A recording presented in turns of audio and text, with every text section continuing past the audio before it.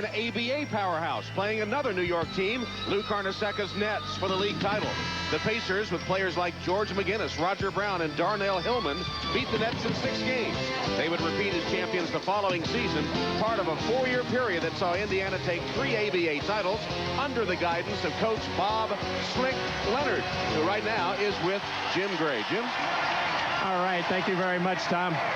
Slick, they've got your banner hanging in the rafters up there. You are one of the very few people that Larry Bird confides in. How much have you been able to help him? Well, I love the guy. Let's face it, I love him. And that's why it is a dream for me to get through this series, because there's a native Hoosier, Larry Joe, who's got a chance to go to World Championship. Are you getting excited about the possibility, and it's still a ways away, of an All-ABA final? Oh, it'd be a wonderful thing. It'd be a dream come true. And we got a long way to go yet, but we got a chance. We got a chance, Jimmy. Last year, Larry came over at the end of the game when they went to the Eastern Conference Finals when they beat the Knicks. He came over and he thanked you, didn't he?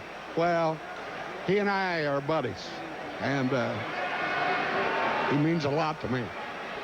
Slick, we wish you all the best. Thanks for taking the time to let you get back to your radio broadcast. Over to you, Tom. Tom, Slick Leonard is a Hoosier himself, growing up in Terre Haute, Indiana, playing for the great Indiana teams in the early 50s for the legendary Branch McCracken down in Bloomington. The Hurricane Hoosiers. National champions in the early 50s under Branch. Kurt Thomas hitting the shot for New York after Jalen Rose had been called for a foul earlier. And Chris Childs now called for a reach-in foul. That'll be his first. With Allen Houston going down, this could put a lot of pressure on the backcourt of Childs and Ward.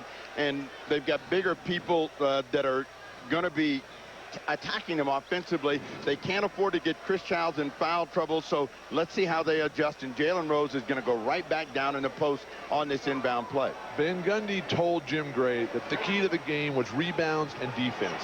Right now, the Knicks are getting pounded on the boards, as they did in Game 4, and the Pacers are shooting 56% from the field. That won't get it done. While New York has hit only 24%, now up to 27 with that bucket by Thomas. And the Knicks are being out-rebounded 15-9. Miller, off-balance shot. Foul called on Indiana. Push on Darius McKee as he slides into the ball game for the first time.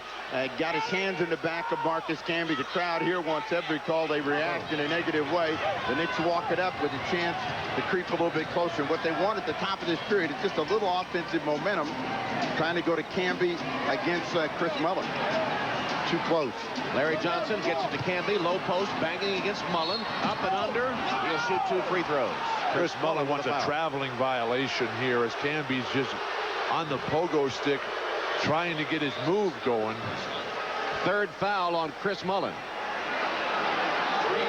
You see how the things have gone for the New York Knicks with Sprewell on the bench and then starting. And I don't know if it's Sprewell and the fact that they haven't shot the basketball very well, and that's hurt them.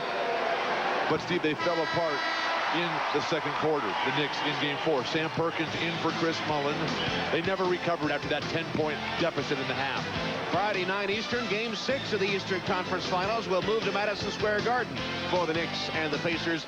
Game 6 from the Garden, 9 Eastern, 6 Pacific on Friday here on NBC. You know, for the Knicks and Camby, what they need to do is, again, realize how much time is left in the game. And at this point, they want to try to close this lead down to 6 or 7 points by the break. So if they can just maintain some poise and don't suddenly panic and think they have to get the lead back in the next 2 or 3 plays, they'll get back in this game. Errant pass retrieved by Kurt Thomas of New York. Terrific defense. Van Gundy wanting his team to front, but needing weak side rotation, something they didn't get in Game 4. Childs is fouled by Sam Perkins, his first foul. The beauty of Chris Childs is that he is best when he's attacking. When he stands around on the perimeter, he hurts the New York Knicks and he hurts himself. When he's aggressive and driving the ball, good things happen. That time, danced around the defense, picks up a foul against Perkins.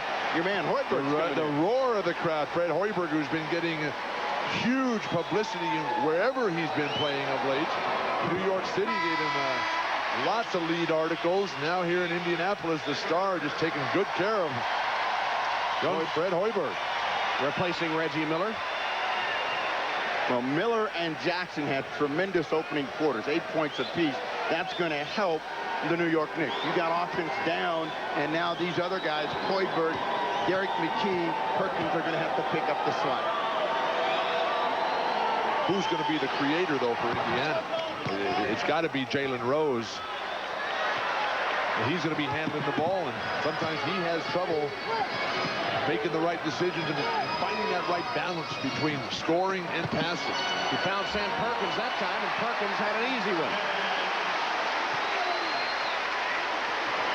Big Smooth with his first buckets. It's a 12-point Indiana lead. The one thing that they can't do is let Jalen Rose beat him to the rim. Another whistle, and all the whistles here at the top of the quarter have gone in favor of the New York Knicks, which will help them score some points. But when you have Jalen Rose beat you off the dribble and 3 people react, bad things will happen. Big Smooth gets his first 2. Trying to look and see where the foul is here as people dancing in a foursome. Can you dance in a foursome?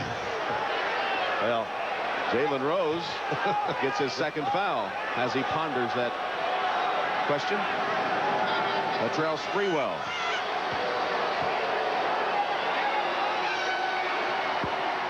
The Pacers have 5 team fouls. 10 minutes and 3 seconds to go. So now they have got to get to the line, the New York Knicks and Latrell Sprewell, to score cheaply. This will take a lot of the edge off of what they can't do from the field in terms of scoring points. Giles trying to put some pressure on Jalen Rose, trying to make him work hard, take some time off the clock. Here's the double team of Rose. Get the ball out of his hands.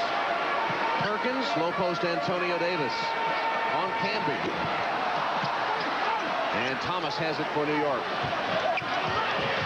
Everything the Knicks should do, they should be trying to get to the rim. They have a great chance to cut into the sleeve. Sprewell on the drive.